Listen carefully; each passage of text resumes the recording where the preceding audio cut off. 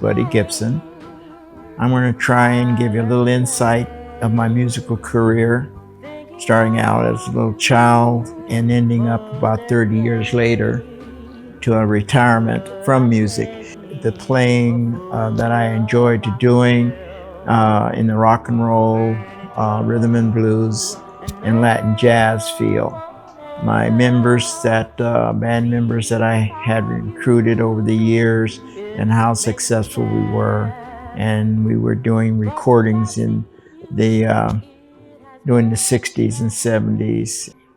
I think a lot of people are out there that might have heard some of my music in my band called The Customs back in the day, and I hope that they have enjoyed it, the ride that I've had. God has been very blessed to me, why I've been actually studying people and studying music, and some of the chances I had to bring an entertainment field to the community. At the age of 5 or 6 years old, with the AME Church, my mother was a pianist there, and I really enjoyed listening to her play. And I couldn't play at the time, but I could hum and sing on the front pews of the songs that they were rehearsing and singing. Eventually, after about a year or two doing that, I was about 6, 7 years old. My voice was more matured, and I had a kind of like a soprano type voice, which was unusual.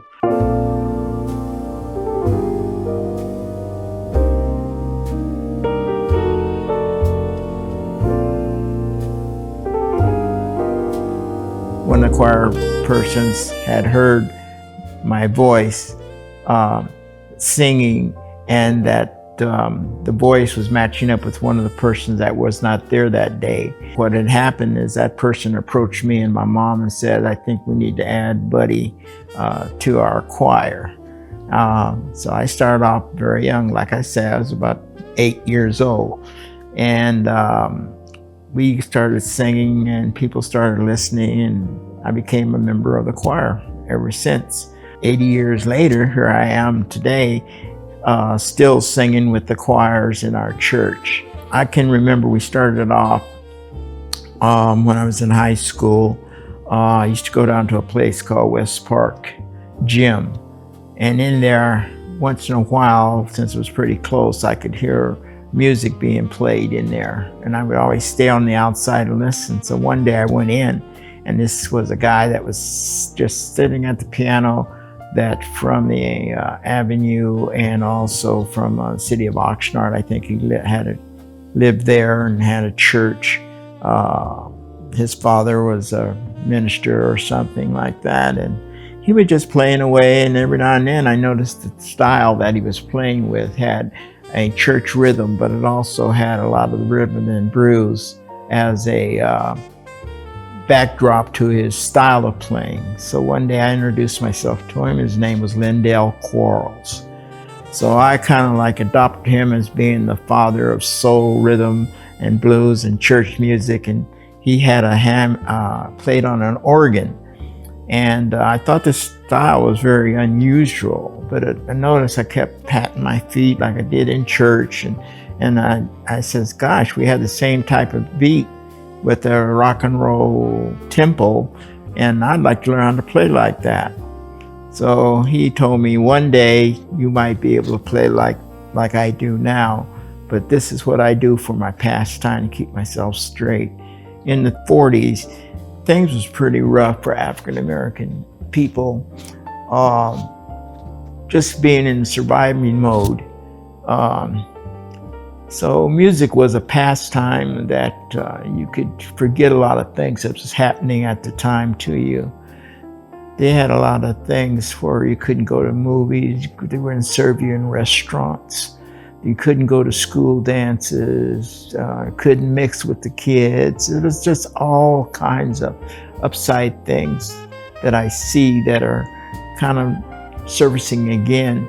So my feelings are very emotional and very mixed emotions about things that I see now that I have witnessed at an earlier age. I asked this young man, Lindell, could he teach me some of the chords or things that he has, because I could play a little bit of piano.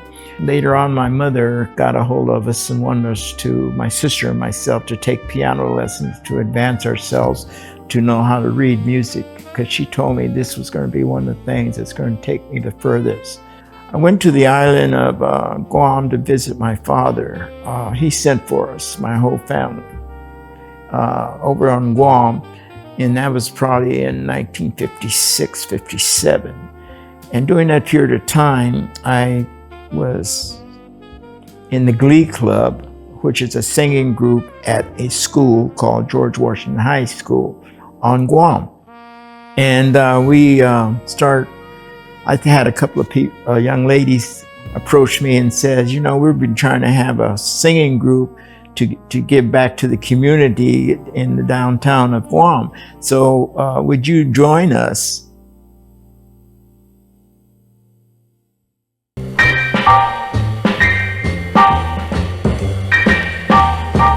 That's it, way up on the 88 now. And we would go down there and we would sing on the corners and in little food booths and stuff like that, and people started liking us. So we called ourselves the Geckos. The Geckos was a little like lizard-like that would be running all over the place, walls, floors, everywhere. And so we thought that was appropriate. And one thing that the gecko could do is change its colors. And we thought that was fantastic. So since I was African American, they were more brown skinned into this Spanish or Mexican color. Although they were Romanians, it just fit in just right. So that's what we did for a couple of years before we had to come back to the States so I could graduate along with my sister from Ventura High School. When we got back to the States and we played for a while, different places, I decided to try and branch off and start a band. I didn't know how difficult it was, but I went back to my friend Lindell Quarles and I asked him, what would he do? He says, well, let's sit down and play a little something for me. So I did, and I had that upbeat swing. And he says, gee, I think you're about ready, buddy.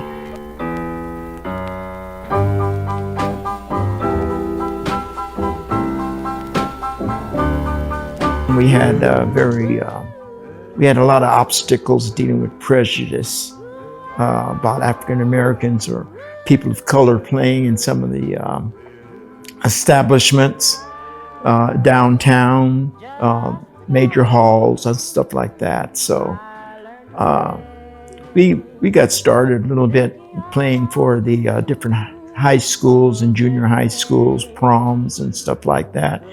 And our name got around to be well known. From there, I played a few years and I decided I'm going to write one of my own songs, and I did. And my songs was a song called Because of Love. Little did I know that somebody was going to hear it and said, I think we need to record this. So we did a recording of Because of Love, and I did it under the Jesters. We gave our names called the Jesters. And the Jesters and the Vanguards was our next name of our band, because every time I changed the name, it was changed because of the expansion of the band. We started off with 4 of us, then we went to 6, and then to 8, and then a full band at 10. And some of the names there was Buddy Gibson, the Vanguards, Buddy Gibson and the Custom. And then after a while, a major group in Hollywood or something in LA area picked up the name, and they were going pretty good as a band. So since we felt that we were right next door to LA, being in Ventura County, that we would have to change our names because the other group was more famous at that time. So as my record started going up the charts a little bit locally here and a little bit in LA, we decided that we'd call ourselves Buddy Gibson and the Original Customs.